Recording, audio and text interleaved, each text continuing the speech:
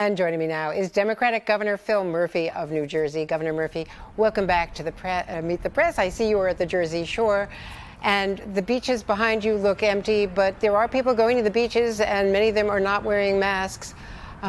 What is your message to people in New Jersey, and should there be a mandatory mask order?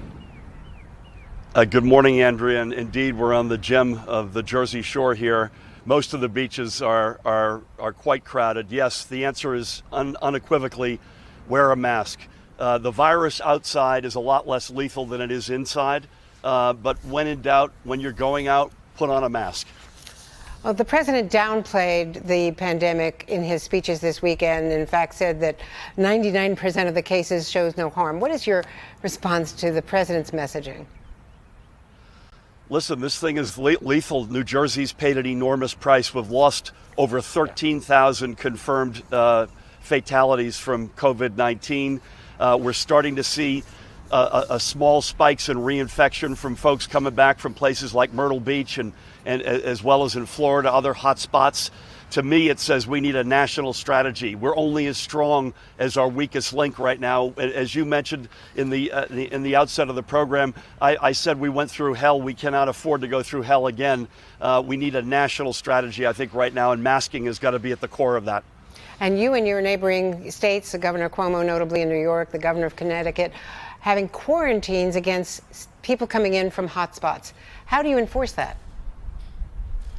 Well, at one level, it's difficult. We have to ask people to do the right thing, to be responsible. And by the way, New Jerseyans, by the millions, have done the right thing since the get-go. So if folks are coming back into our state, if they've been traveling to a hot spot or they're visiting here, as you also mentioned, New York and Connecticut, we're doing this with them as well. We're asking folks to self-quarantine. We have contact tracers that take their information down, and we try to run every one of these cases to the ground, but it's mostly a personal responsibility that we're asking folks to do the right thing.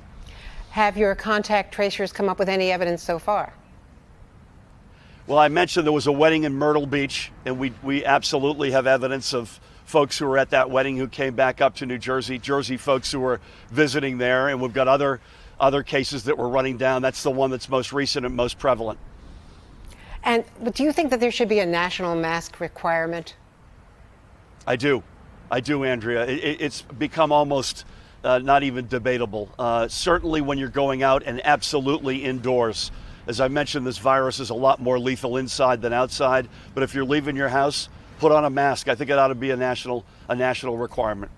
Now, with very little warning, last week you delayed the reopening of restaurants. And I have to tell you, I don't need to tell you, because I'm sure you've been hearing it, that restaurant owners are really upset.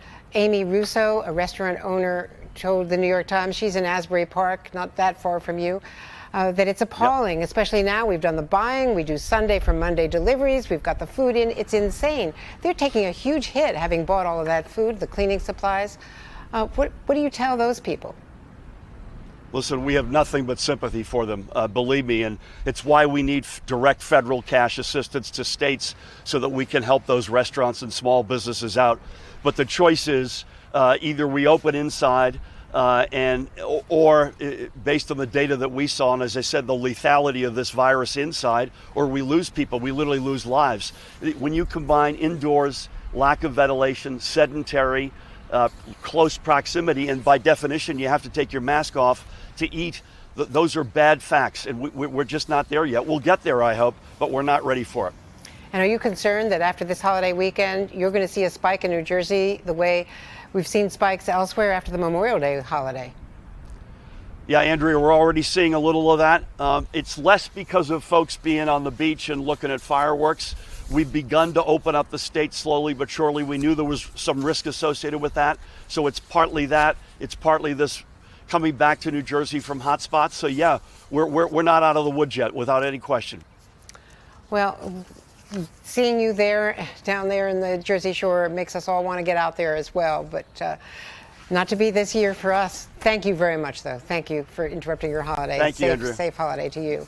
Hello from Washington. I'm Chuck Todd, and thanks for checking out the Meet the Press channel on YouTube. Click on the button down here to subscribe, and click over here to watch the latest interviews, highlights, and other digital exclusives.